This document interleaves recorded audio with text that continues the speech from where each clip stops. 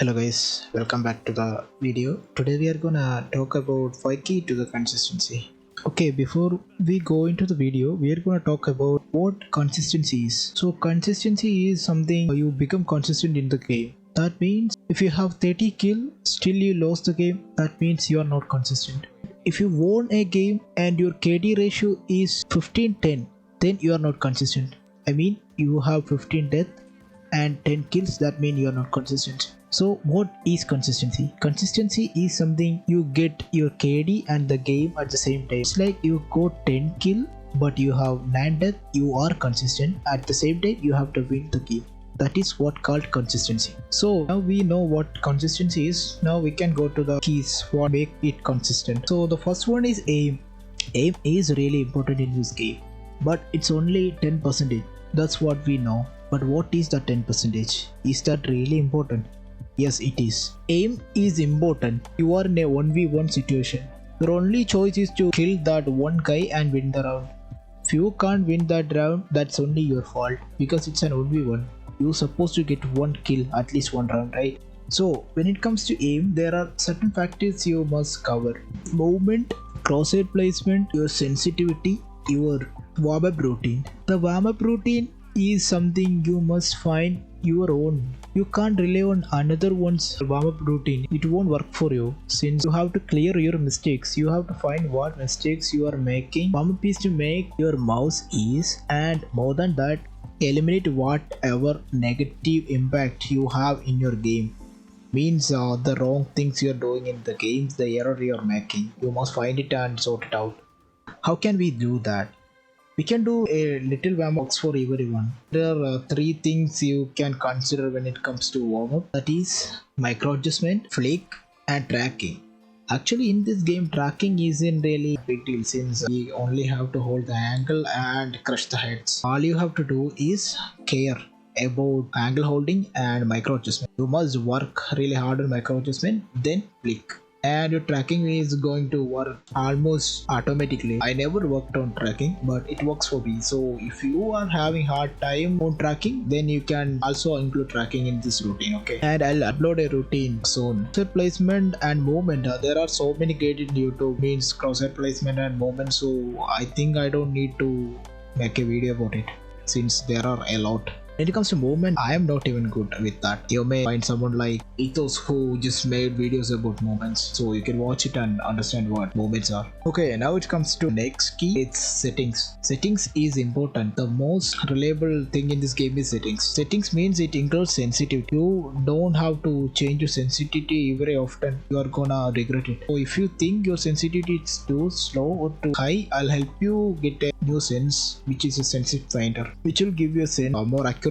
than AimLab sense finder. Try to use this method and find a sensitivity. I will be uploading a video about it too. When it comes to setting, we can start with the FPS. So if you are playing on a different FPS every time, that is gonna make your aim inconsistent. That means the dot per inches you move your mouse. If you are moving an inch of your mouse, then it's gonna cause your sensitivity to fluctuate.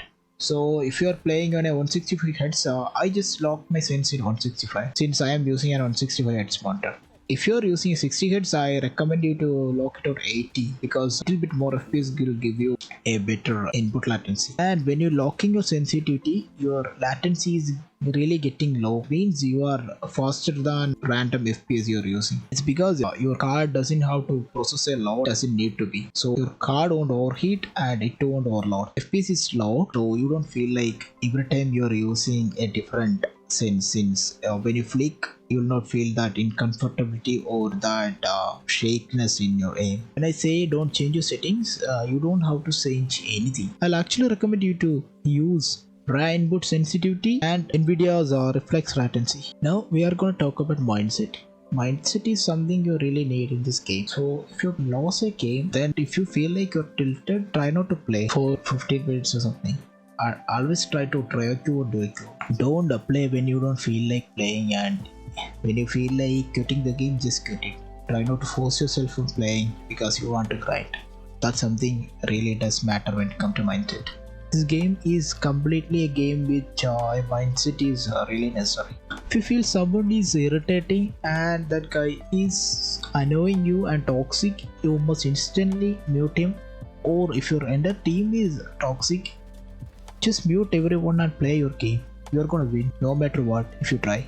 And ego picking. When it comes to ego picking, it's so wrong. You can assume that a guy killed you 4 times continuously just only targeting you. Just avoid fighting that guy. If you know that guy is too good and you can't beat him, just avoid him and try to kill him with your team. Or if your team is not cooperating with you, just avoid that guy. There could be a time your team have to fight with him, right? So in that time, you assist your team and get the kill. Easy. That's for the mindset. Next one is hardware. Hardware is also important in this consistency issue. It's come from mouse and mouse pad. So when it comes to mouse, a Razer Viper Mini is one of the best mouse you can get at a low cost. Actually, way better when it comes to competitive games. The mouse pad. Actually, everyone is using cloth mouse pads. Cloth mouse pads are the best, but when it comes to consistency, it lacks since it wore out after a little bit of use. So glass mouse pads are good. You can get low cost one from Amazon. It works perfectly with a good mouse like Viper Mini. I'm actually using one of it, so you can get it from Amazon. Since these glass mouse pads are small, it has 35 centimeters and it's enough for us to even use low sensitivities. The inconsistency coming from cloth mouse pad can be solved by buying a glass mouse pad, and because of the high price, 90% of people couldn't afford it. So you can get it from Amazon at a low cost one. It's actually made for office users, but it works perfectly since it's a glass one. And when it comes to environment, where you sit, your lighting position, the distance from your monitor, your posture, how you sit, you have to keep the distance between you and the monitor every day the same. You have to use the same posture you used day before, and also your mouse. Don't often change your mouse grip either, it won't work. Hope this video helped you. See you guys on next video. Until then, bye bye.